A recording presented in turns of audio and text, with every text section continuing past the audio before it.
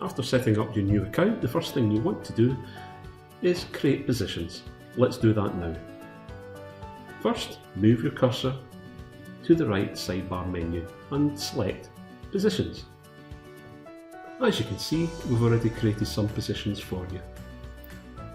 This tells you the status of whether they're fully complete or not, but if none of these suit and you want to create a brand new position, just click the Add button and follow the instructions on screen.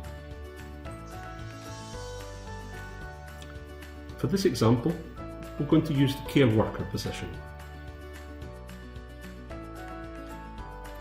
From here you can choose to replicate the position or edit the existing position.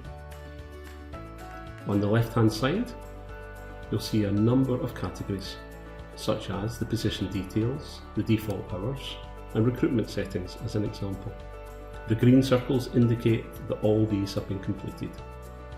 So let's go and edit a position. Click the edit icon. And here, the first thing we're going to do is change the name from care worker to personal assistant. And I think we'll change the contract type to permanent. As you see, we've given you a basic job description, which you're free to amend, or alternatively just cut and paste your own into this section. Now, if you click Save, everything will be saved, or Cancel, and we're back to the original document again. Next, let's look at the salary in hours. Click Edit, and let's change from an annual salary to an hourly salary.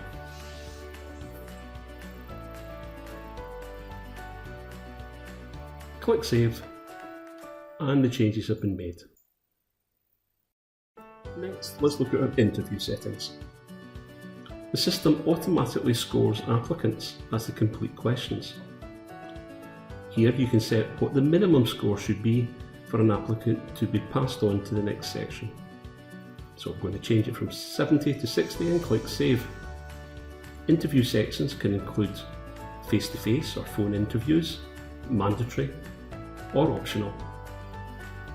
You can add your own sections, or you can edit or delete the ones that are here. Questions are based upon the SSSC's best practice guidance.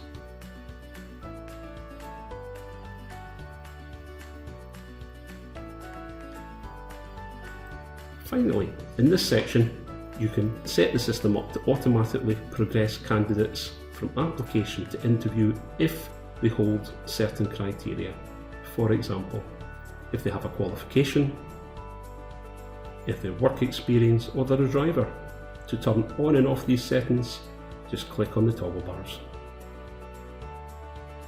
Offer letters are often time consuming, but not here. We have one set up for you already, or you can cut and paste your own. The offer letter is based upon the Care Inspectorate's best practice guidance. So let's make some changes. Instead of a salary per annum, we're going to change that to an hourly rate. By putting in a little bracket, you'll have a choice from the drop-down menu. Now the system will automatically pre-populate that for you.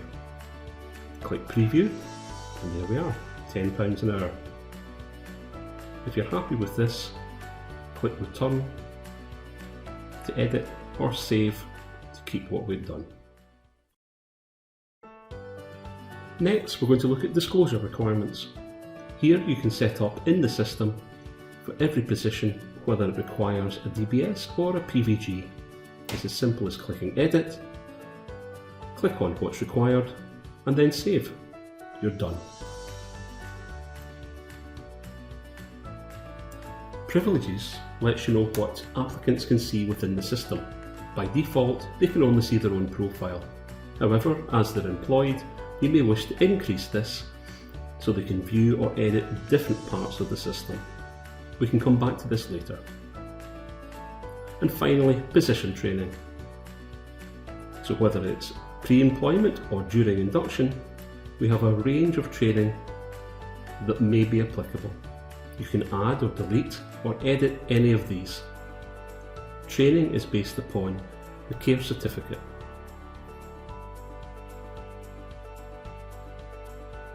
Click Add if you want to add your own specific training, or use the menu buttons against each to edit them. And that's you. Well done.